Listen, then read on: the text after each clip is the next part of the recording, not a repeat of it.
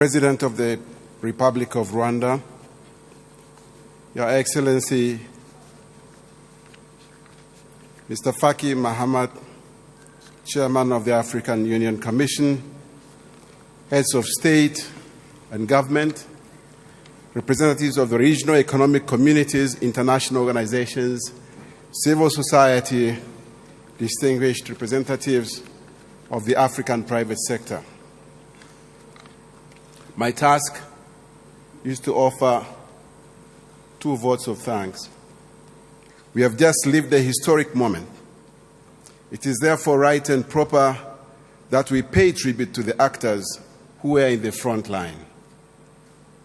I would like to particularly mention our ministers of trade and their respective experts, the African Union Commission, the regional economic communities, and the various partners who have accompanied us in our march towards the establishment of the African Continental Free Trade Area Agreement. Needless to say, all this has been accomplished under the enlightened leadership of His Excellency Mahamadou Issoufou, President of the Republic of Niger, and the designated leader for the African Continental Free Trade Area Task Force. His personal commitment resulted in the organization and supervision of several preparatory meetings in Niamey and other African cities. His report, as well as his statement at the opening ceremony, allowed everyone to appreciate the work he has done, but especially his perfect knowledge of the issues and his commitment to the integration of the African continent. The free trade area represents an important step forward in our journey towards the integration of our continent. Its rapid entry into force is an indicator of our political will to join the Pan-Africanist dynamic of the founding fathers of the OAU. Gradually, we are moving towards the Africa we want, the Africa profiled in Agenda 2063. Now, the second vote of thanks is being made by the AfroChampions Initiative, the organization that put together the investment forum yesterday in collaboration with the African Commission, and we had a very interesting day, I think a very successful day. So, Your Excellencies, please allow me to speak on behalf of my colleagues, who I represent here in my capacity as Vice President of the AfroChampions Initiative for the Eastern African region.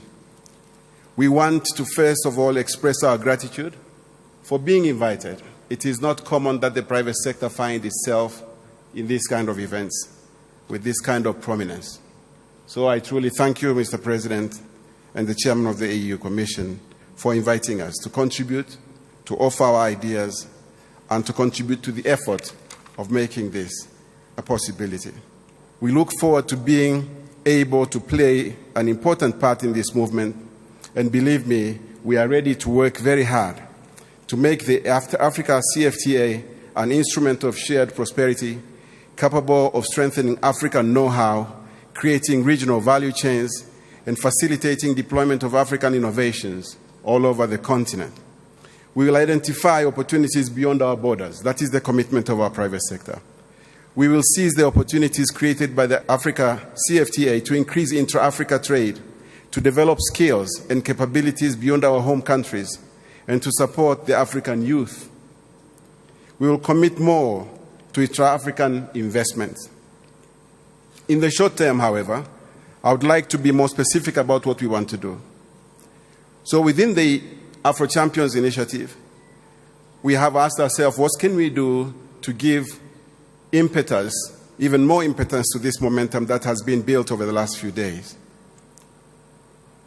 So we have decided that we are going to commit, and this is just the first commitment, $1 million to fund awareness-raising actions of the CFTA across the African continent.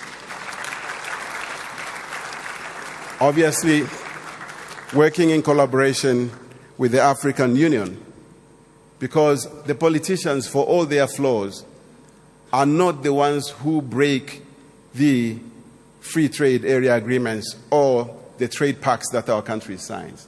It is us in the private sector who lobby the politicians to hold back, to not sign, sometimes even to walk away from these agreements. So we realize that there is a lot of work that needs to be done in educating our colleagues in the private sector, the trade unions, civil societies, on the importance, the significance, and the timeliness of the CFTA. And we are going to do that, and we are going to commit money to doing that together with the African Union. We are going to work together with the people, the colleagues at the African Union, to invite them to a series of sensitization meetings with local business communities and other social groups across the African continent, and this work will start immediately next month.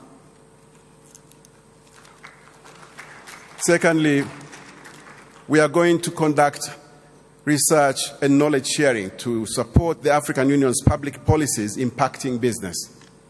The AfroChampions Initiative's Research Center will share its extensive research work on intra-African investment.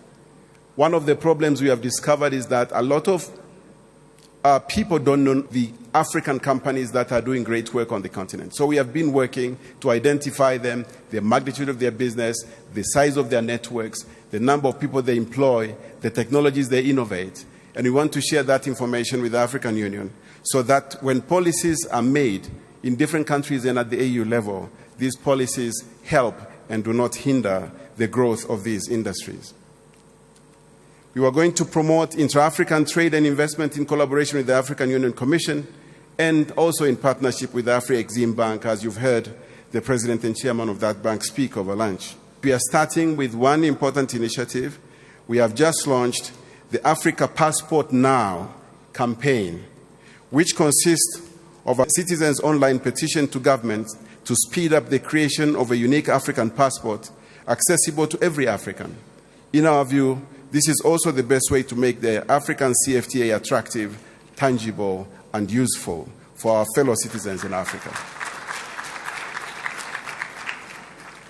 Excellencies, honorable delegates, we will keep you informed of the outcomes of these actions, to be conducted with AU Commissioner for Trade and Industry and his great team, which we also wish to thank here very much for the productive collaboration we've had with them to date. I thank you for your attention and for your commitment to make the African CFTA a reality as soon as possible. Thank you very much.